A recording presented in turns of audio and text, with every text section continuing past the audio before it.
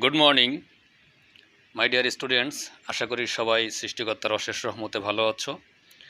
আজ আমরা এইচএসসি উচ্চতর গণিত দ্বিতীয় পত্রের ষষ্ঠ অধ্যায়ের দ্বিতীয় ক্লাস করতে যাচ্ছি। আমরা গত ক্লাসে এই কনিক্স অধ্যায়ের প্যারাবোলা সম্পর্কে আলোচনা করেছিলাম এবং কনিক কি সে সম্পর্কেও আমি তোমাদেরকে দেখাইছি। আর আমরা প্যারাবোলা সম্পর্কে প্যারাবোলা বা পরাবৃত্ত সম্পর্কে আমরা আলোচনা করছি গত ক্লাসে। আমরা আগামী কয়েকটা ক্লাস এই পরাবৃত্ত নিয়েই করব বা প্যারাবোলা অধ্যায়ের যে সমস্যাগুলো আছে সেগুলো সমাধান করব। এরপরে আমরা ইলিপস বা উপবৃত্ত অধ্যায়ে যাব। এরপরে আমরা অধিবৃত্ত অধ্যায়ে যাব, হাইপারবোলা অধ্যায়ে। ঠিক আছে, তো আসলে প্যারাবোলার সমীকরণ কি কেমন হয় সেটা আমি গত ক্লাসে দেখিয়েছি। তারপর একটা পরাবৃত্তের শীর্ষবিন্দুর স্থানাঙ্ক, উপকেন্দ্রের স্থানাঙ্ক, উপকেন্দ্রিক লম্বের দৈর্ঘ্য, নিয়ামকের সমীকরণ, অক্ষরেখার সমীকরণ, এগুলো সবই গত ক্লাসে আমরা দেখেছি। এজন্য গত ক্লাসটা অনেক বেশি ইম্পর্ট্যান্ট। ঠিক আছে, তো আজকে অঙ্ক করার শুরুতেই আমরা আরও কিছু জিনিস একটু বিস্তারিত দেখে নিই।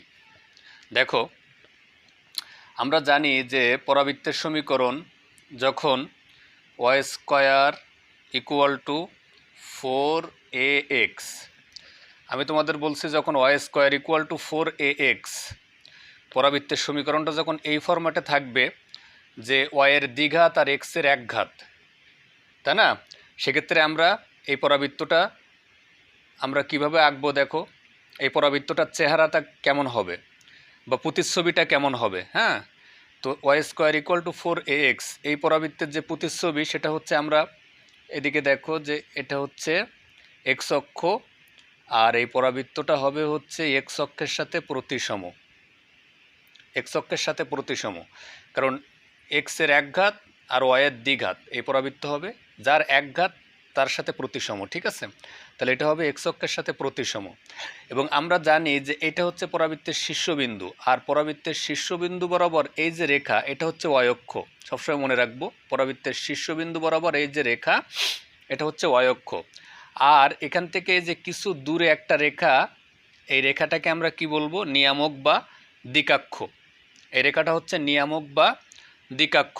ঠিক আছে, তো যখন দেখো তাহলে এটা ওয়াই অক্ষ, আর পরাবৃত্তের শীর্ষ বরাবর যে রেখা এটা এটা এক্স অক্ষ, আর পরাবৃত্তের শীর্ষ বরাবর যে রেখা এটা ওয়াই অক্ষ, আর ওয়াই অক্ষের এই সাইডে এটা কি? দ্বিকাক্ষ বা নিয়ামক, তাই না? তাহলে এখন দেখো, এই পরাবৃত্তের ক্ষেত্রে শীর্ষবিন্দু কি? শীর্ষবিন্দু কিন্তু এখানে এটা এক্স অক্ষ আর এটা ওয়াই অক্ষ, তাহলে এটা মূল বিন্দু 0 0, শীর্ষবিন্দু 0 0, তাই না? এখন উপকেন্দ্র, আমরা এরকম জায়গায় একটা যদি উপকেন্দ্র নিই, এস উপকেন্দ্র, তাহলে উপকেন্দ্র, এই যে উপকেন্দ্রের স্থানাঙ্ক আমাদের কি? a, 0। তার মানে a, 0 মানে কি? এই যে মূল বিন্দু থেকে এই দূরত্বটা কিন্তু এটা কিন্তু এ, মনে থাকবে, এখান থেকে এই পর্যন্ত মূল বিন্দু থেকে এই দূরত্বটা এ। আবার এই মূল বিন্দু থেকে এই যে দ্বিকাক্ষের যে দূরত্ব এটাও কিন্তু এ। তাহলে এখান থেকে এই পর্যন্ত দূরত্ব এ, আবার এখান থেকে এই পর্যন্ত দূরত্ব এ। কিন্তু এই যে এখানে যে উপকেন্দ্র এটা কি?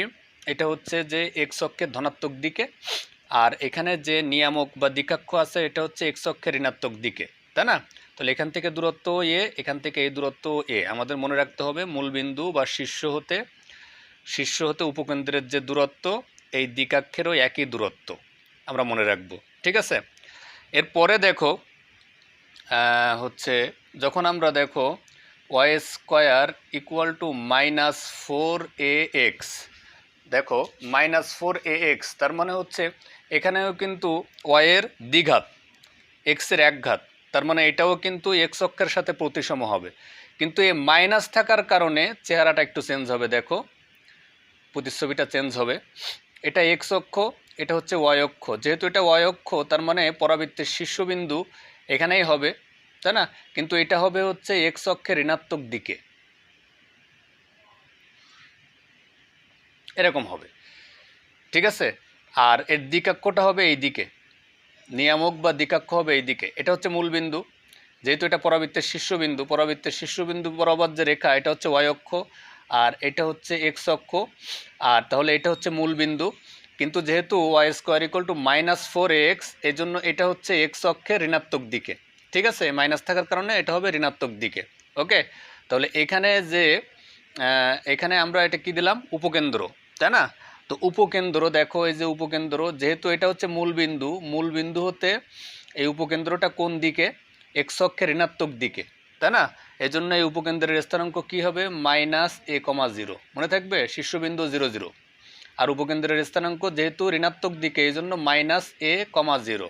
ওকে, আর এখান থেকেও কিন্তু এই যে দ্বিকাক্ষের যে দূরত্ব বা নিয়ামকের যে দূরত্ব, এটাও কিন্তু ইয়ে, আবার এখান থেকে এই দূরত্বটাও ইয়ে, কিন্তু ঋণাত্মক দিকে, এই জন্য -a,0। ঠিক আছে, এরপরে দেখো আমরা দেখেছি হচ্ছে x square equal to 4ay, যেহেতু x square equal to 4ay, তার মানে হচ্ছে ওয়াইয়ের এক ঘাত আর এক্সের দ্বিঘাত। যেহেতু ওয়াইয়ের এক ঘাত, তাহলে এখানে যে পরাবৃত্তটা আমরা অঙ্কন করব সেটা হচ্ছে ওয়াই অক্ষের সাথে প্রতিসম, ওয়াই অক্ষের ধনাত্মক দিকে, তাই না? তাহলে এটা হচ্ছে এক্স অক্ষ, এটা হচ্ছে ওয়াই অক্ষ, এই পরাবৃত্তটা হবে ওয়াই অক্ষের সাথে প্রতিসম। আমরা গত ক্লাসে বিস্তারিত দেখেছি, তোমরা যারা গত ক্লাসটা ঠিকমতো করো নাই, ওই গত ক্লাসটা তোমরা আমি আশা করি আবারও দেখে আসবে, গত ক্লাসটা করবে, অনেক বেশি ইম্পর্টেন্ট। তো দেখো, এটা হচ্ছে যে ওয়াই অক্ষের সাথে প্রতিসম হবে, এবং এই যে শীর্ষবিন্দু এই বরাবর এক্স অক্ষটা থাকবে, ঠিক আছে, শীর্ষবিন্দু বরাবর, এখানেও শীর্ষবিন্দুর মান হচ্ছে 0 0, আর এখানে হচ্ছে যে দ্বিকাক্ষটা হচ্ছে এই যে নিচে। ওকে, এই যে এক্স অক্ষ বরাবর নিচে হচ্ছে দ্বিকাক্ষ, এটা হচ্ছে দ্বিকাক্ষ। ওকে, আর এটা হচ্ছে ওয়াই অক্ষের সাথে প্রতিসম। তো যেহেতু এখানে আমরা যদি উপকেন্দ্র ধরি এস, তাহলে যেহেতু এটা হচ্ছে উপকেন্দ্রটা ওয়াই অক্ষের উপরে অবস্থিত, তাই না? তাহলে এক্সের মান 0, উপকেন্দ্রের ভুজ 0, যেহেতু ওয়াই অক্ষের উপর অবস্থিত, তাহলে উপকেন্দ্রের ভুজ হচ্ছে 0। আর কোটি, এই যে শীর্ষবিন্দু হতে উপকেন্দ্রের দূরত্ব আমরা জানি ইয়ে, তাহলে কোটি হচ্ছে ইয়ে, তাহলে উপকেন্দ্র যে স্থানাঙ্ক সেটা হচ্ছে কি 0, a। তাহলে এই যে পরাবৃত্ত, এটার উপকেন্দ্রের স্থানাঙ্ক হচ্ছে 0, a, যেহেতু এটা ওয়াই অক্ষের উপরে অবস্থিত, এই জন্য কেন্দ্রের ভুজ 0 এবং কোটির মান এ মানে হচ্ছে এখান থেকে এই দূরত্বটা হচ্ছে ইয়ে, শীর্ষবিন্দু হতে এই যে দূরত্ব, ফোকাসের যে দূরত্ব, এটা হচ্ছে ইয়ে, এই জন্য এটা 0, a, তাই না? ঠিক একইভাবে দেখো, আর এই যে এখানে এই যে নিয়ামকের দূরত্ব, এই শীর্ষবিন্দু হতে নিয়ামকের যে দূরত্ব, এই দূরত্বটাও কিন্তু ইয়ে। ওকে, তো এরপরে দেখো, যখন আমরা এই যে x square equal to 4ay লিখছি, এরপরে এখানে আসো, যখন আমরা x square equal to -4ay লিখব, এটা হচ্ছে x square equal to +4ay, আর এটা হচ্ছে x square equal to -4ay। এখানে হচ্ছে ওয়াইয়ের এক ঘাত, এক্সের দ্বিঘাত, এখানেও একই হবে, যেহেতু ওয়াইয়ের এক ঘাত, তাহলে পরাবৃত্তটা ওয়াই অক্ষের সাথে প্রতিসম হবে, কিন্তু যেহেতু মাইনাস আছে ওয়াই অক্ষের ঋণাত্মক দিকে, ঠিক আছে, তাহলে পরাবৃত্তটা কেমন হবে, এরকম চেহারা হবে। যদিও পরাবৃত্ত ফুললি আঁকানো হচ্ছে না আমার, কিন্তু এটাই। তো দেখো, তাহলে এখানে হচ্ছে ওয়াই অক্ষের সাথে প্রতিসম, ঠিক আছে, এটা হচ্ছে এক্স অক্ষ, এটা হচ্ছে ওয়াই অক্ষ, ওয়াই অক্ষের সাথে প্রতিসম, ঠিক আছে, কিন্তু ওয়াই অক্ষে যেহেতু মাইনাস আছে, ওয়াই অক্ষের ঋণাত্মক দিকে হবে। হ্যাঁ, তো এটা যেহেতু শীর্ষবিন্দু, এটা হচ্ছে এক্স অক্ষ, তাহলে নিয়ামক বা দ্বিকাক্ষ হবে এখানে, এটা হচ্ছে নিয়ামক বা দ্বিকাক্ষ। ওকে, তাহলে এখন খেয়াল করো, এটা যদি শীর্ষবিন্দু হয়, এখানে যদি ফোকাস থাকে, ঠিক আছে, উপকেন্দ্র বা ফোকাস যদি এখানে থাকে, তাহলে সেক্ষেত্রে উপকেন্দ্রটি কিন্তু ওয়াই অক্ষের উপরে অবস্থিত, তার মানে উপকেন্দ্রের ভুজ কিন্তু 0। যেহেতু উপকেন্দ্রটি ওয়াই অক্ষের উপরে অবস্থিত, তাহলে উপকেন্দ্রের ভুজ 0।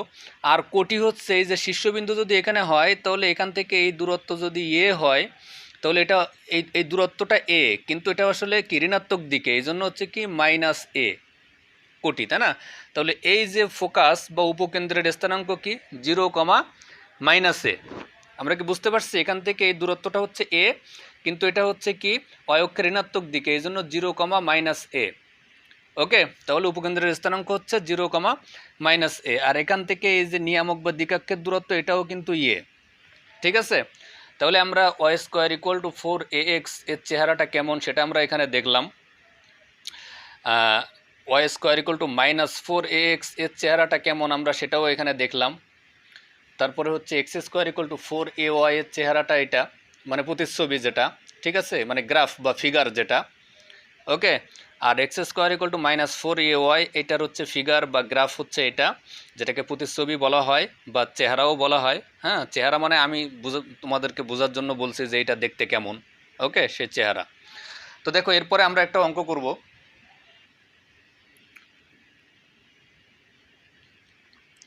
5y equal to 12x। 5y equal to 12x পরাবৃত্তের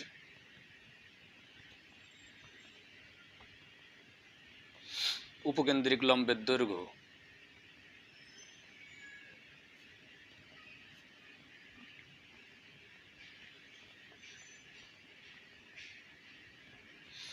লম্বের দৈর্ঘ্য, উপকেন্দ্রের স্থানাঙ্ক,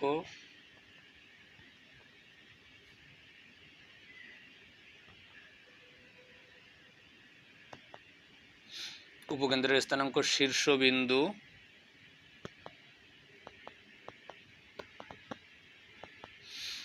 উপকেন্দ্রিক লম্ব।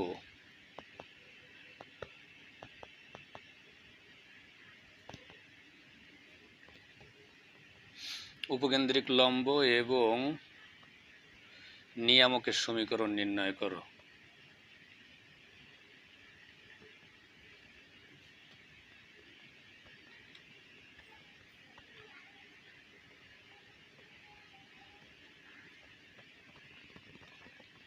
দেখো এখানে কি বলছে, 5y² ইকুয়াল টু 12x পরাবৃত্তের উপকেন্দ্রিক লম্বের দৈর্ঘ্য, উপকেন্দ্রের স্থানাঙ্ক, শীর্ষবিন্দু, উপকেন্দ্রিক লম্ব এবং নিয়ামকের সমীকরণ নির্ণয় করো।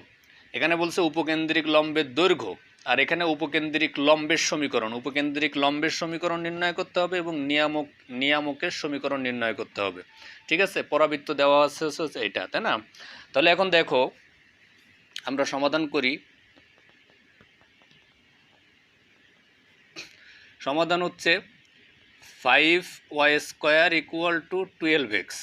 ওকে, তাহলে এখান থেকে আমরা পরের লাইনে যাই, বা 5y² ইকুয়াল টু 12x। তাহলে এখান থেকে জাস্ট y² ইকুয়াল টু হচ্ছে 12টাকে যদি আমরা একটু ভাঙি, তাহলে 4 × 3 ডিভাইডেড বাই 5x।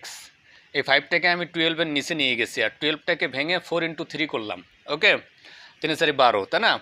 তাহলে 4 × 3 divided by 5x y² equal two, বা এখান থেকে যদি আমি এই লাইনে আসি, y²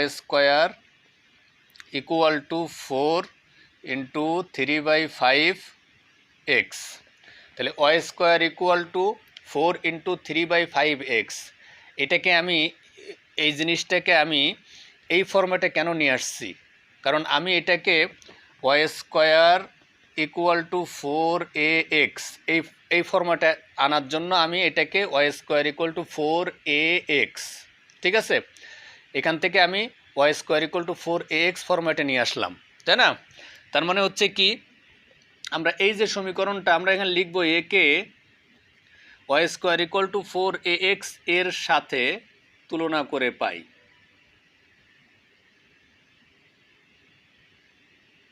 এর সাথে তুলনা করে পাই। একে y² ইকুয়াল টু 4ax, মানে এই যে y² ইকুয়াল টু 4ax, এই সমীকরণটাকে y² ইকুয়াল টু 4ax এর সাথে তুলনা করে আমরা পাই, কি পাই দেখো এখানে এটাকে যদি y² ইকুয়াল টু 4ax এর সাথে তুলনা করি, তাহলে y² ঠিক আছে, 4 ঠিক আছে, এই যে এর মানটা হচ্ছে 3/5, তাই না? তাহলে a ইকুয়াল টু 3/5। ওকে, এটার সাথে এটার সাথে তুলনা করে আমরা এর মান পাই হচ্ছে 3/5। এর মানটা বের করার জন্য এই সমীকরণটাকে আমি এই ফরম্যাটে আনছি। ওকে, আমাদের প্রত্যেকটা সমীকরণ যেটা দেওয়া থাকবে ওটাকে আমাদের প্যারাবোলার নির্দিষ্ট সমীকরণের যে ফরম্যাট, সেই ফরম্যাটে আমাদের আনতে হবে, তাই না? তাহলে y² ইকুয়াল টু 4ax এর সাথে তুলনা করে পাই আমরা a ইকুয়াল টু 3/5, ঠিক আছে? এখন দেখো এখানে প্রথমে কি আছে, উপকেন্দ্রিক লম্বের দৈর্ঘ্য। এরপরে হচ্ছে আমরা কি জানি, উপকেন্দ্রিক লম্বের দৈর্ঘ্য। তাহলে উপকেন্দ্রিক লম্বের দৈর্ঘ্য আমরা কি জানি, 4a, মড 4a। মড মানে হচ্ছে মডুলাস। মডুলাস কেন ব্যবহার করা হয়? কারণ এ এর মান যদি মাইনাসও হয় তবুও যেন দৈর্ঘ্য ঋণাত্মক না হয়, তাই না? কারণ আমরা জানি দৈর্ঘ্য, প্রস্থ এগুলো কখনো ঋণাত্মক হয় না, দূরত্ব কখনো ঋণাত্মক হয় না, এর জন্য দৈর্ঘ্য সবসময় অলওয়েজ পজিটিভ, যার কারণে মডুলাস বা মড ব্যবহার করা হয়। তাহলে আমরা গত ক্লাসে আমি দেখাইছি যে উপকেন্দ্রিক লম্বের দৈর্ঘ্য বের করার সূত্র হচ্ছে কি মড 4a, ঠিক আছে? তার মানে হচ্ছে মড 4 ইন্টু এ এর মান কত? 3/5, 3/5। তাহলে কি হবে এখানে? উপকেন্দ্রিক লম্বের দৈর্ঘ্য 12/5। ওকে, তাহলে 12/5 হচ্ছে উপকেন্দ্রিক লম্বের দৈর্ঘ্য এত একক, যেহেতু দৈর্ঘ্য এত একক। আমরা একটা কিন্তু পেয়ে গেছি অলরেডি। এরপরে দেখো উপকেন্দ্রের স্থানাঙ্ক, ঠিক আছে? তাহলে উপকেন্দ্রের স্থানাঙ্ক আমরা কি জানি? উপকেন্দ্রের স্থানাঙ্ক, এদিকে একটু খেয়াল করো, এই যে পরাবৃত্তটা y² = 4ax, এর চেহারাটা ঠিক এমনই হবে। এটা এক্স অক্ষ, এটা হচ্ছে y অক্ষ, এটা হচ্ছে এই যে এটা হচ্ছে শীর্ষবিন্দু, এটা হচ্ছে দিকাক্ষ, ঠিক আছে? এই যে দিকাক্ষ, এটা হচ্ছে শীর্ষবিন্দু, এটা হচ্ছে উপকেন্দ্র বা ফোকাস, এটা হচ্ছে এস। তাহলে এই যে পরাবৃত্ত, এটা যদি এক্স অক্ষ আর এটা যদি y অক্ষ হয়, এটা হচ্ছে y অক্ষ আর এটা হচ্ছে এক্স অক্ষ, তো এটা যদি y অক্ষ হয় আর এটা হচ্ছে তার শীর্ষবিন্দু, আমরা জানি 0, 0, তাহলে ফোকাসটা কি হবে? আমি তোমাদেরকে বলছি a,0, ঠিক আছে? উপকেন্দ্রের স্থানাঙ্ক, তাহলে উপকেন্দ্রের স্থানাঙ্ক আমাদের কি হবে? a,0, তাই না? বা এ এর মানটা আমরা কি জানি? এ এর মানটা হচ্ছে 3/5, তাহলে 3/5,0 উপকেন্দ্রের স্থানাঙ্ক। ওকে, এরপরে হচ্ছে কি বলছে? উপকেন্দ্রের স্থানাঙ্ক হলো শীর্ষবিন্দু, তাহলে তার মানে হচ্ছে শীর্ষবিন্দুর স্থানাঙ্ক, হ্যাঁ, বা শীর্ষবিন্দু। তাহলে শীর্ষবিন্দু আমরা কি জানি? 0, 0। শীর্ষবিন্দু আমরা কি জানি? 0, 0। এখানে শীর্ষবিন্দুর স্থানাঙ্ক আমরা কি জানি? 0, 0, তাই না? তাহলে শীর্ষবিন্দু আমরা এখানে 0, 0 লিখব। ওকে, এরপরে কি বলছে? উপকেন্দ্রিক লম্ব এবং নিয়ামকের সমীকরণ, তার মানে উপকেন্দ্রিক লম্বের সমীকরণ আর নিয়ামকের সমীকরণ দুটাই বের করতে হবে, তাই না? তাহলে আমরা কি লিখব? উপকেন্দ্রিক লম্বের সমীকরণ, উপকেন্দ্রিক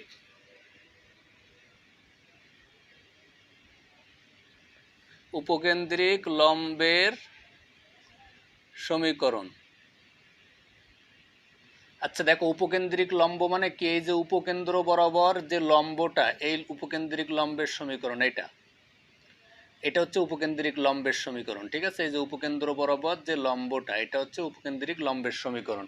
তাহলে আমরা এখান থেকে, এটা হচ্ছে মূলবিন্দু 0, 0, এখান থেকে এই দূরত্বটা আমরা কি জানি? এ।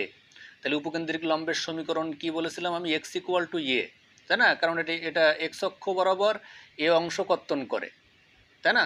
এই যে দূরত্ব, এটা এক্স অক্ষ বরাবর এই অংশ কর্তন করে, এখান থেকে এই পর্যন্ত এই অংশ কর্তন করে, তাহলে এই যে উপকেন্দ্রিক লম্বের সমীকরণটা কি হবে? x = a। ওকে, তাহলে উপকেন্দ্রিক লম্বের সমীকরণ কি? x = a।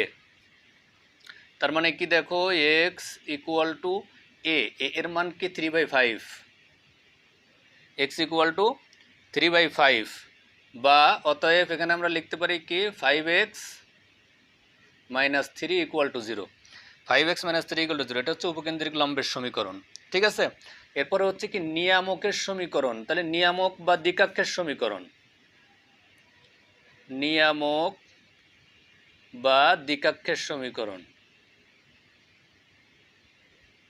দিকাক্ষের সমীকরণ। দেখো, নিয়ামক বা দিকাক্ষের সমীকরণ আমরা কি জানি? এটা হচ্ছে দিকাক্ষ বা নিয়ামক, এটা হচ্ছে মূলবিন্দু 0, 0, আর এটা হচ্ছে দিকাক্ষ বা নিয়ামক। তাহলে এখান থেকে এই যে এক্স অক্ষ থেকে এটা এক্স অক্ষর মানে মূলবিন্দু থেকে এই যে দিকাক্ষ, এই রেখাটা, এটা দূরত্বটা হচ্ছে কি? এ, তাই না? কিন্তু এক্স অক্ষের ঋণাত্মক দিকে।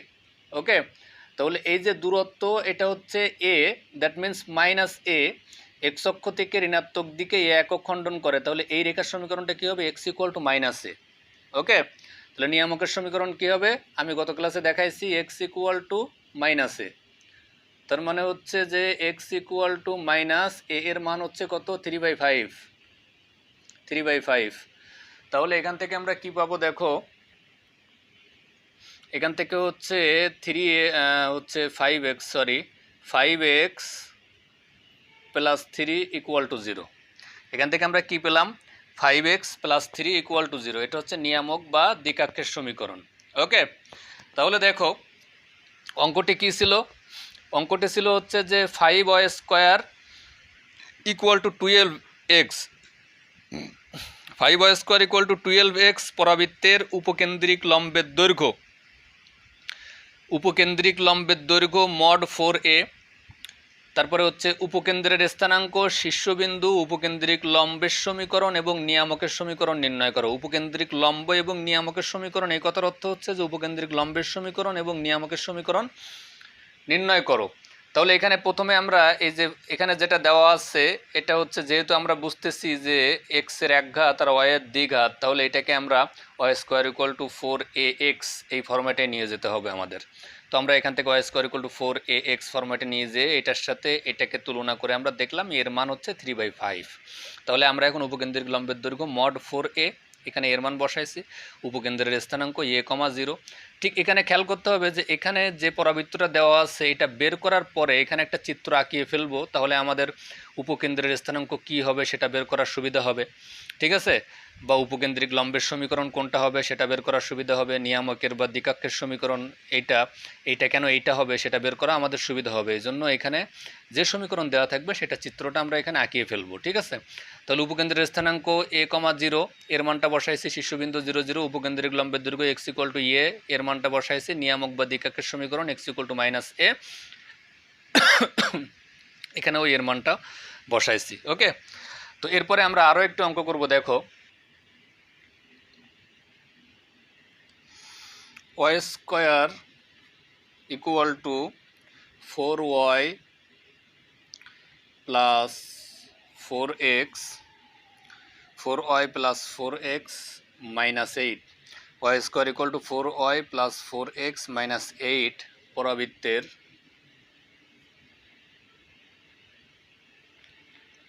শীর্ষবিন্দু,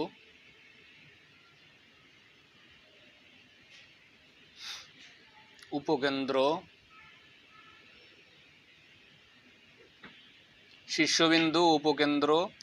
উপকেন্দ্রিক লম্বের দৈর্ঘ্য,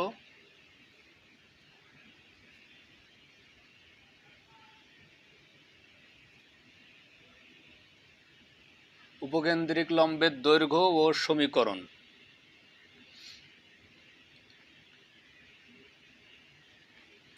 নির্ণয় করো। দেখো এখানে হচ্ছে কি y² equal to 4y plus 4x minus 8 পরাবৃত্তের শীর্ষবিন্দু,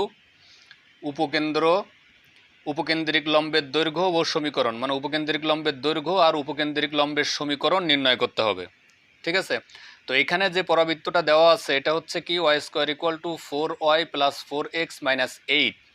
এটাকে পরাবৃত্তের যে সমীকরণের যে ফরম্যাট আছে y² equal to 4ax, y² equal to minus 4ax, x² equal to 4ay আর x² equal to minus 4ay, এই চারটা ফরম্যাটের কোনো একটা ফরম্যাটে আনতে হবে। এই সমীকরণটাকে আমাদের রূপান্তর করে এই চারটা ফরম্যাটের কোনো একটা ফরম্যাটে আনতে হবে। যে ফরম্যাটে আসবে এই চারটা যেটাতে আসবে এরপরে আমাদের শীর্ষবিন্দু, উপকেন্দ্র, উপকেন্দ্রিক লম্বের দৈর্ঘ্য এগুলো আমরা বের করতে পারবো। তো এই সমীকরণটা থেকে আমাদের ক্যালকুলেশন করে আগে এই চারটা ফরম্যাটের কোনো একটা ফরম্যাটে আমাদের আনতে হবে। ওকে, যেটাতে আসবে আমরা সেটাতেই নিয়ে আসব। তো আমরা শুরু করি সমাধান।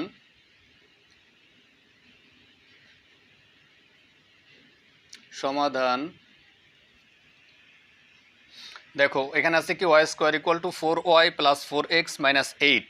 এটাকে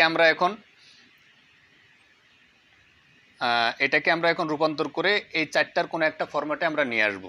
y² equal to 4y plus 4x minus 8। তো আমরা বুঝতেছি যেহেতু এখানে হচ্ছে y এর দ্বিঘাত আছে, কিন্তু এটা আসলে ক্যালকুলেশন না করলে বোঝাও কঠিন। তবে সাধারণত যেটা দ্বিঘাত থাকে সেই ফরম্যাটে আসে, তার মানে এইটা অথবা এইটা Y square equal to 4ax অথবা Y square equal to -4ax, এই দুইটা ফরম্যাটের কোনো একটাতে এটা আসবে, যেহেতু এখানে ওয়াই এর দ্বিঘাত আছে, তাই না, আর এক্সের একঘাত আছে। তো দেখো এটা আমরা এখন ক্যালকুলেশন করব। প্রথমে হচ্ছে ওয়াই স্কোয়ার -4y, এই ওয়াই এর পার্টটা এক সাইড করি, এক্সের পার্টটা এক সাইড করি, 4x - 8, ওকে।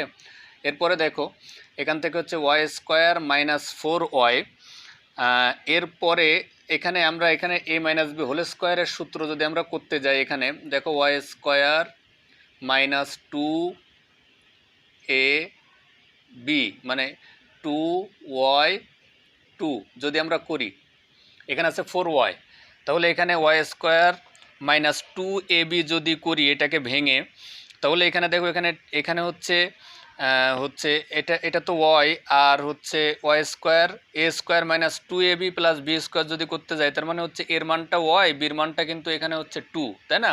তাহলে এখানে +2a স্কোয়ার আমরা দিতে পারি, ওকে। তাহলে এখানে a square -2ab plus B স্কোয়ারের সূত্র আমরা করতে পারি। এই 4yটাকে ভেঙে জাস্ট এটা করলাম। তো যেহেতু আমি এই সাইডে হচ্ছে 2a স্কোয়ার যোগ করছি, সো আমাকে এই সাইডেও 2a স্কোয়ার যোগ করতে হবে। তাহলে এখানে 4x - 8 প্লাস 2a স্কোয়ার, মানে উভয় সাইডে আমাদের 2a স্কোয়ার যোগ করতে হবে, ওকে। তাহলে এখানে কি করলাম, আমি জাস্ট এটাকে এই 4yটাকে ভেঙে দেখলাম যেখানে আমার কত যোগ করতে হবে, ঠিক সেই পরিমাণ আমরা এই সাইডেও যোগ করব। তাহলে এখানে এখন কি হলো, a square -2ab plus B square, তার মানে হচ্ছে a - b হোল স্কোয়ার, তাহলে y -2 এর স্কোয়ার, ওকে। আর এখানে কি হলো দেখো, এখানে হচ্ছে 4x, এখানে এটা স্কোয়ার করলে হয় 4, তাহলে -8 প্লাস 4, তাহলে -4, ঠিক আছে। তো দেখো এরপরে আমরা y -2 এর হোল স্কোয়ার ইকুয়াল টু, এখান থেকে যদি 4টা কমন নিই তাহলে x - 1, তাহলে 4 × x - 1 এইটা। এখন দেখো এটাকে যদি আমরা এই y -2 এটাকে যদি ক্যাপিটাল Y ধরি, তাহলে capital Y square equal to 4 × এই x - 1টাকে যদি ক্যাপিটাল X ধরি, তাহলে এখানে আমরা লিখে দিব যে হচ্ছে ধরি বা হচ্ছে যেহেতু লিখে দিয়ে আমরা লিখব যে capital Y equal to y -2 আর capital X equal to x - 1, এটা আমরা জাস্ট ধরে নিয়েছি এখানে, ওকে। তাহলে এখানে কি দেখলাম, capital Y equal to small y -2 আমরা ধরে নিচ্ছি, capital Y equal to small y -2 আর capital X equal to small x - 1, এটা আমরা ধরে নিলাম। তাহলে কিন্তু আমরা y square equal to 4ax এই ফরম্যাটটা আমরা বের করতে পারলাম, ওকে। এটা হচ্ছে 4 × 1 × x, এইভাবে করেও তোমরা ভাগ করে নিতে পারো। তাহলে y square equal to 4ax, ঠিক আছে, y square equal to 4ax এই ফরম্যাটটা আমরা কিন্তু নিয়ে আসলাম, ওকে। তাহলে এখানে আমরা এটাকে যদি আমরা লিখি একে ওয়াই স্কোয়ার ইকুয়াল টু একে, যদি আমরা এখানে লিখি একে Y square equal to 4ax এর সাথে তুলনা করে পাই,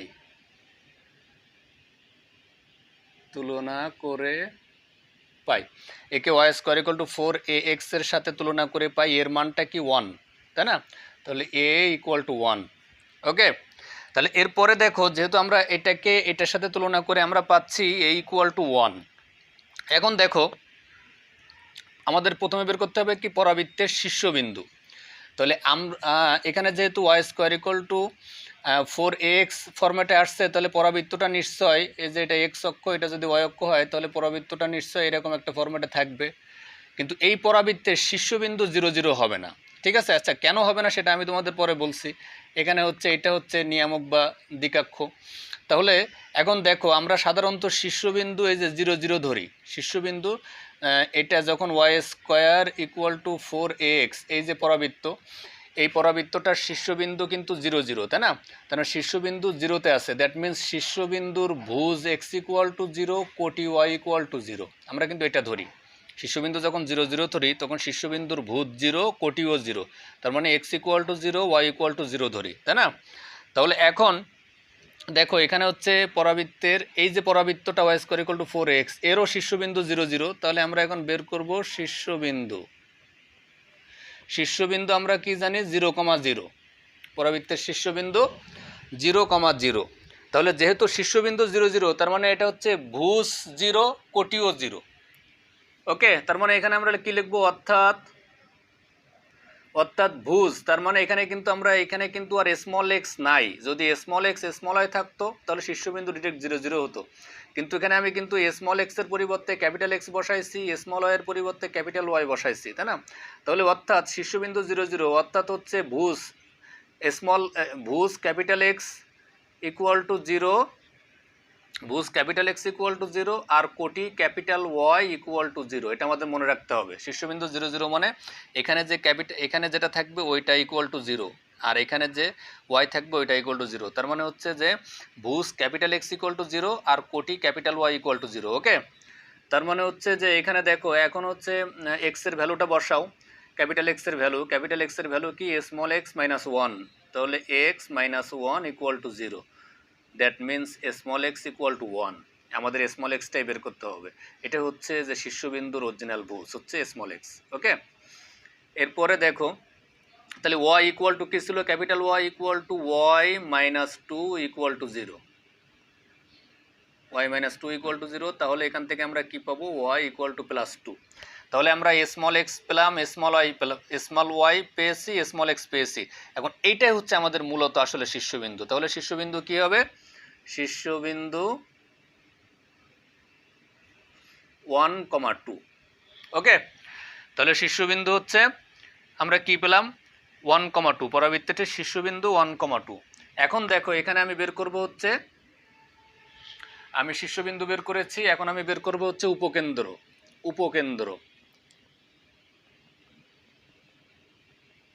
তাহলে উপকেন্দ্র আমরা কি জানি, আমরা জানি হচ্ছে উপকেন্দ্র y square equal to 4x। এই যে Y square equal to 4x, এই ফরম্যাটের উপকেন্দ্র কি a,0। এটা আমরা জানি, তাই না?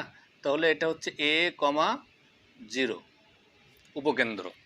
দেখো এখানে উপকেন্দ্র a,0, অর্থাৎ উপকেন্দ্রের ভুজ a, কোটি 0। তাহলে অর্থাৎ আমরা এখানে লিখবো কি, অর্থাৎ এখানে ভুজ মানে এখানে কি, এখানে হচ্ছে ক্যাপিটাল এক্স আর ক্যাপিটাল ওয়াই এর সমীকরণ, তাই না? তার মানে ভুজ মানে হচ্ছে এখানে ক্যাপিটাল এক্স, অর্থাৎ capital x equal to A. Okay, আর ক্যাপিটাল ওয়াই ইকুয়াল টু 0, কোটি capital Y equal to 0। Okay, তাহলে আমরা কি পেলাম, capital x equal to A আর ক্যাপিটাল ওয়াই ইকুয়াল টু 0। তাহলে এখান থেকে দেখো ক্যাপিটাল এক্স ইকুয়াল টু কি, এক্স মাইনাস 1 ইকুয়াল টু এ এর ভ্যালুটা বসাও। এ এর ভ্যালুটা কত, এ এর ভ্যালুটা হচ্ছে 1। আমরা এখান থেকে বের করেছি Y square equal to 4x এর সাথে তুলনা করলে এ এর ভ্যালুটা হচ্ছে 1। তাহলে এটা ইকুয়াল টু 1। ঠিক আছে, তাহলে আমরা কি পাবো, এক্স ইকুয়াল টু 1 প্লাস 1 2। আর এখানে দেখো এখানে ওয়াই এর মানটা যদি আমি বসাই তাহলে small Y minus 2 equal to 0। তার মানে হচ্ছে যে ওয়াই ইকুয়াল টু 2। ওকে, তাহলে আমরা কি পেলাম, উপকেন্দ্র বা উপকেন্দ্রের স্থানাঙ্ক 2,2। তাহলে উপকেন্দ্রের স্থানাঙ্ক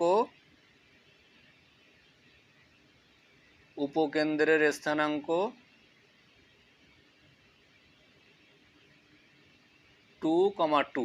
ঠিক আছে, তাহলে এই যে পরাবৃত্ত এটার উপকেন্দ্রের স্থানাঙ্ক আমরা কি বের করলাম, 2,2। উপকেন্দ্র 2,2 আর শীর্ষবিন্দু কি বের করছিলাম, 1,2 আর হচ্ছে উপকেন্দ্র হচ্ছে 2,2। ওকে, এখন আমাদের বাকি আছে কি, উপকেন্দ্রিক লম্বের দৈর্ঘ্য। এখন দেখো উপকেন্দ্রিক লম্বের দৈর্ঘ্য এখানে আমি লিখছি,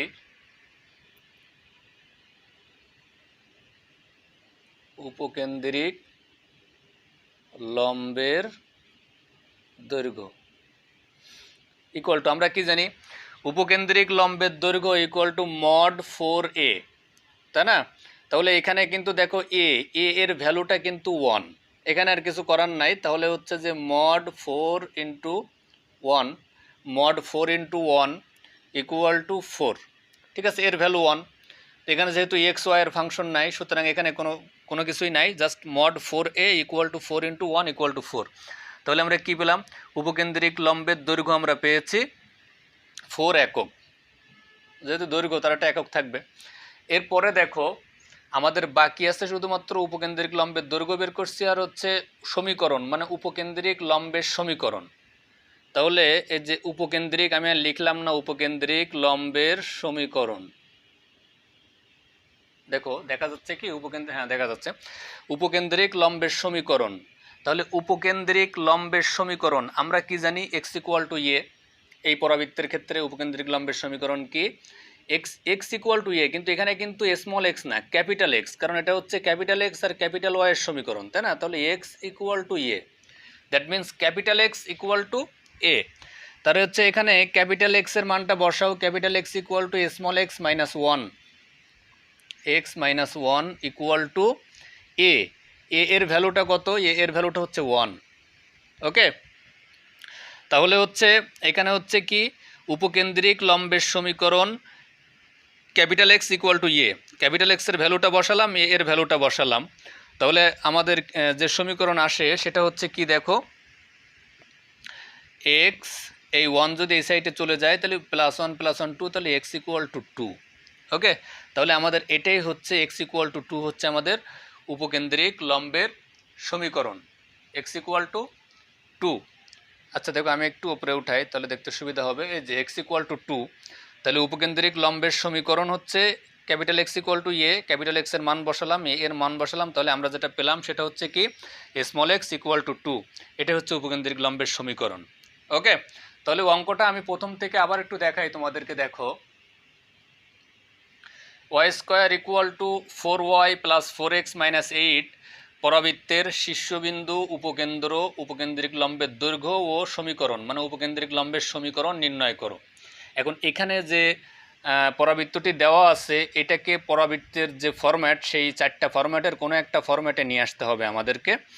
তো এখন এটাকে ক্যালকুলেশন করে যে ফরম্যাটে আসবে এরপরে আমরা বুঝবো পরাবৃত্তের চেহারা বা ফিগারটা কেমন হবে। ঠিক আছে, তাহলে এখান থেকে আমরা কি করলাম, এখান থেকে এই হচ্ছে ওয়াইয়ের টার্মটা এক সাইডে করার পরে আমরা দেখলাম যে এটা এ মাইনাস বি হোল স্কোয়ারের সূত্র করা যাচ্ছে। এখানে প্লাস টু স্কোয়ার বসাইছি, বসানোর পরে এখানে আমরা পেয়েছি হচ্ছে ওয়াই মাইনাস টু এর whole square equal to 4 into X minus one. এখানে এই ওয়াই মাইনাস টু টোটালটাকে আমি ক্যাপিটাল ওয়াই দ্বারা ধরে নিয়েছি, আর এখানে এক্স মাইনাস ওয়ানটাকে আমি ক্যাপিটাল এক্স দ্বারা ধরে নিয়ে আমি Y square equal to 4x এই ফরম্যাটে তৈরি করেছি। ওকে, এখন দেখো এখানেও তার মানে হচ্ছে এক্সের ভ্যালুটা হচ্ছে কি স্মল এক্স মাইনাস ওয়ান, আর ক্যাপিটাল ওয়াইয়ের ভ্যালুটা হচ্ছে কি স্মল ওয়াই মাইনাস টু। এখন এটাকে Y square equal to 4x এর সাথে তুলনা করে আমরা এখানে পেয়েছি এর মান 1। ওকে, তাহলে এ ইকুয়াল টু 1। এখন শীর্ষবিন্দু আমরা জানি 0 0, কিন্তু আমরা জানি 0 0 মানে কি, মানে হচ্ছে যে ভুজ 0 কোটি 0, তার মানে হচ্ছে ভুজ এক্স কোটি ওয়াই। যেহেতু এই সমীকরণে ক্যাপিটাল এক্স আর ক্যাপিটাল ওয়াই, এই জন্য capital x equal to 0, capital Y equal to 0। এখান থেকে ক্যাপিটাল এক্সের মান বসাইছি, ওয়াইয়ের মান বসাইছি, শীর্ষবিন্দু 1,2 পেয়েছি। এরপরে উপকেন্দ্র আমরা জানি a,0, কিন্তু এটা কি, এটা হচ্ছে ভুজ, তাহলে ভুজ এখানে হচ্ছে ক্যাপিটাল এক্স, তাহলে capital x equal to A, আর কোটি হচ্ছে ক্যাপিটাল ওয়াই, তাহলে ক্যাপিটাল ওয়াই ইকুয়াল টু 0। এখান থেকে আমরা উপকেন্দ্রের স্থানাঙ্ক পেয়েছি 2,2, তার মানে আমাদের স্মল এক্স স্মল ওয়াই বের করতে হবে, স্মল এক্স স্মল ওয়াই বের করতে হবে। ওকে, তাহলে উপকেন্দ্রের স্থানাঙ্ক 2,2। ওকে, তাহলে আমরা এখানে উপকেন্দ্রিক লম্বের দৈর্ঘ্য আমরা জানি মড 4a, এখানে জাস্ট এর মানটা বসাইছি, এর মান 1। উপকেন্দ্রিক লম্বের সমীকরণ ক্যাপিটাল এক্স ইকুয়াল টু এ, যেহেতু এটা ক্যাপিটাল এক্সের সমীকরণ, তাহলে ক্যাপিটাল এক্স ইকুয়াল টু এ, এখানে ক্যাপিটাল এক্সের মানটা বসাইছি, বসানোর পরে এর মানটা বসাইছি, বসানোর পরে আমরা কি পেয়েছি এক্স ইকুয়াল টু 2। এটা হচ্ছে উপকেন্দ্রিক লম্বের সমীকরণ। ওকে, তো মাই ডিয়ার স্টুডেন্টস, আজ এ পর্যন্তই। তোমাদের এখন কিছু হোমওয়ার্ক থাকবে, তোমরা বাসায় অবশ্যই হোমওয়ার্কগুলো প্র্যাকটিস করবে। হোমওয়ার্ক প্র্যাকটিস না করলে কিন্তু যেগুলো শিখবা, অঙ্ক যেগুলো তোমরা শিখতেছো এগুলো মনেও থাকবে না, আর হচ্ছে হোমওয়ার্ক প্র্যাকটিস না করলে কিন্তু পরীক্ষায় ভালো করতে পারবে না। ঠিক আছে, তো তোমাদের দেখো এখানে হচ্ছে হোমওয়ার্ক থাকবে হচ্ছে অনুশীলনী 6.1-এর অনুশীলনী 6.1-এর উদাহরণ হচ্ছে 5। অনুশীলনী 6.1-এর আগে যে উদাহরণ আছে সেখান থেকে উদাহরণ 5, এরপরে হচ্ছে 1-এর 3, তারপরে হচ্ছে 2-এর 1, 2-এর 4, 2-এর 1 4, তারপরে হচ্ছে 5, 2-এর 6, 2-এর 6, এরপরে হচ্ছে 2-এর 8, তারপরে হচ্ছে 2-এর 9। এগুলো সব একই নিয়মের অঙ্ক, সবগুলাই সহজ, এবং আমি তোমাদের যে 2টা নিয়মের অঙ্ক করাইছি এই নিয়মেরই অঙ্ক, এগুলো খাতায় করে রাখতে হবে, এগুলো ইম্পর্টেন্ট। 2-এর 9, তারপরে হচ্ছে 3-এর 2, 3-এর 2, 3-এর 4, এরপরে হচ্ছে 3-এর 5, সরি V5, এরপরে হচ্ছে 3-এর 6, 3-এর 7, 3-এর 7। এইগুলা তোমাদের হোমওয়ার্ক থাকবে, সব একই নিয়মের অঙ্ক, সেম নিয়মের অঙ্ক। এই যে 2টা নিয়মের অঙ্ক করাইছি এই নিয়মেরই তোমরা খাতায় সুন্দর করে নোট করে রাখবে। এটা হচ্ছে যে অনুশীলনী 6.1-এর উদাহরণ 5, তারপরে হচ্ছে 1-এর 3, 2-এর 1, 2-এর 4, 2-এর 5, 2-এর 6, 2-এর 8, 2-এর 9, তারপরে হচ্ছে 3-এর 2, 3-এর 4, 3-এর 5, 3-এর 6, 3-এর 7। ওকে, এগুলো তোমাদের হোমওয়ার্ক থাকবে, তোমরা বাসায় অবশ্যই প্র্যাকটিস করবে এবং সুন্দর করে নোট খাতায় উঠায় রাখবে। আমি কিন্তু দেখব, এবং নোট খাতা আমি যখন দেখব তখন যদি নোট খাতা এগুলো করা না থাকে তাহলে কিন্তু পানিশমেন্টের ব্যবস্থা আছে। ঠিক আছে? তো ধন্যবাদ সবাইকে, সবাই ভালো থাকবে, সুস্থ থাকবে।